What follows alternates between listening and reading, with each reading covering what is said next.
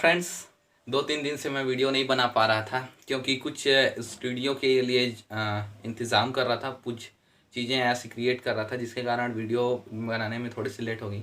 अब से video continue करेंगे और रेगुलर बेसिस पे वीडियो देखेंगे। आज हमारा एक नया टॉपिक है जो कि फर्स्ट चैप्टर्स है विद्युत आवेश और क्षेत्र, फिजिक्स के 12th के फर्स्ट चैप्टर से नया टॉपिक विद्युत क्षेत्र इलेक्ट्रिक फील्ड लिए हैं।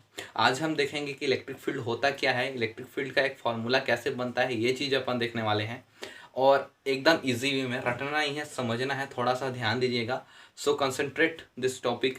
चलिए स्टार्ट करते हैं। तो देखते हैं विद्युत क्षेत्र होता क्या चीज़ है, इलेक्ट्रिक फील्ड है क्या चीज़। तो दो चीज़ों से ये मिलकर के बना है।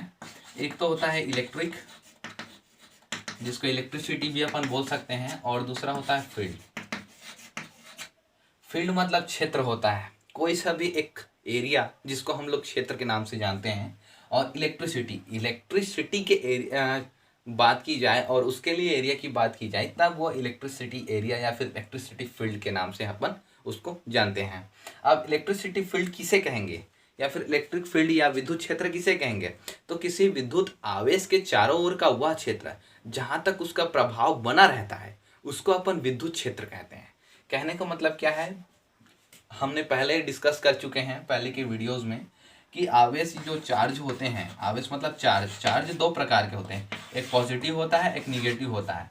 पॉजिटिव और निगेटिव इनके चारों ओर का वो क्षेत्र, ये मान लेते हैं एक चार्ज है, इसके चारों ओर का वो क्षेत्र जहाँ तक ये अपना जो बल है, अपना जो फोर्स है वो किसी अन्य चार्ज, मान लेते हैं यहाँ पर प्लस है, ठीक, तो यहाँ पर कोई प्लस है, यहाँ पर अगर ये यहाँ से फोर्स तक यहाँ तक बल नहीं लगा सकता, लेकिन यही सर्कल के अंदर है ये जो पॉजिटिव चार्ज है, तो यहाँ तक जो अपना फोर्स है वो लगा सकता है, तो ये जो एरिया होगी वो उसकी विद्युत क्षेत्र कहलाएगी। लेकिन यहाँ तक की जो एरिया है वो उसके कंट्रोल से बाहर चली जाती है, इसलिए ये विद्युत क्षेत्र नहीं कहलाती है। तो विद्युत क्षेत्र क्या है, किसी आवेश या फिर चार्ज के चारों ओर का वह क्षेत्र जहाँ तक उसका प्रभाव बना रहता है उसको बोलते हैं हम लोग विद्युत क्षेत्र। अगर सिंपल वे में और थोड़ा सा हम समझना चाहें तो थोड़ा सा ध्यान दीजिएगा इस चीज़ को। मान लेते हैं एक स्क्वायर टाइप्स का एक खेत है, मान लेते हैं ये खेत है, खेत में बहुत सारे यहाँ पर खेत में बहुत जगह देखे होंगे कि यहाँ पर एक बिजली का खंभा लगा हुआ है, इसमें से ऐसा करके तार गए हुए हैं। कुछ कारणवश कुछ इलेक्ट्रिक फॉल्ट आ जाने के कारणवश कुछ गिर जाता है, ये जो वायर है वो खेत में गिर जाता है। तो ये जो खेत में गिर जाते हैं तो यहाँ से हम मानते हैं कि 3 बैल आ रहे हैं, 3 बैल आते हैं और 3 बैल यहाँ से जा रहे हैं। तो कहीं पर सुना होगा कि 3 बैल जा रहे थे खेत में, बिजली का तार गिरा हुआ था जिसके कारण उनको शॉक लग गया तो डेथ हो गया। वो इलेक्ट्रिक फील्ड में आ जाते हैं जिसके कारण उनको शॉक लग जाता है और वो कहीं ना कहीं उनका डेथ हो जाता है। रीज़न ये है कि वो इलेक्ट्रिक फील्ड के अंदर आ जाते हैं। जो पशु हैं, जो बैल हैं, वो इलेक्ट्रिक फील्ड के बाहर रहते हैं, उनको कोई सा भी प्रकार का जो करंट है वो नहीं लगता, उनको कोई सा भी प्रकार का करंट नहीं लगता। रीज़न बस यही है, तो समझना है। मान लेते हैं 3 बैल आ रहे हैं, ये यहाँ से तो यहाँ तक मान लेते हैं इलेक्ट्रिक फील्ड का प्रभाव है, तो यहाँ से कोई बैल गुजरता है तो उसको इलेक्ट्रिक करंट लगता है, लेकिन यहाँ से कोई बैल गुजरता है तो इसको इलेक्ट्रिक करंट नहीं लगता, क्योंकि ये इलेक्ट्रिक फील्ड के बाहर है और ये इलेक्ट्रिक फील्ड के अंदर है, इसलिए इसको करंट लगता है। लेकिन कोई बैल है जो कि यहाँ से गुजरता है तो इसको थोड़ा सा प्रभाव लगता है, इसको थोड़ा सा मतलब झंझनाहट का अनुभव होता है। तो यही समझना है कि इलेक्ट्रिक फील्ड क्या है, किसी आवेश, चाहे वो पॉजिटिव हो या नेगेटिव हो, किसी आवेश के चारों ओर का वह फील्ड होता है जिसके कारण वो किसी अन्य आवेश पर अपना जो बल है वो लगा सके। अब बल लगा सके इसीलिए इसका एक फार्मूला क्रिएट हो जाता है, और वो जो फार्मूला है वो कुछ इस तरीक़े से है। फार्मूला हम लोग विद्युत क्षेत्र को ई से शो करते हैं, जिसको इलेक्ट्रिक बोला जाता है। विद्युत क्षेत्र ई को E होता है F/Q0।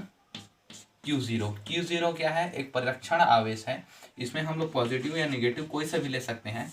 तो Q क्या है, यहाँ पर आवेश है और यहाँ पर बल है।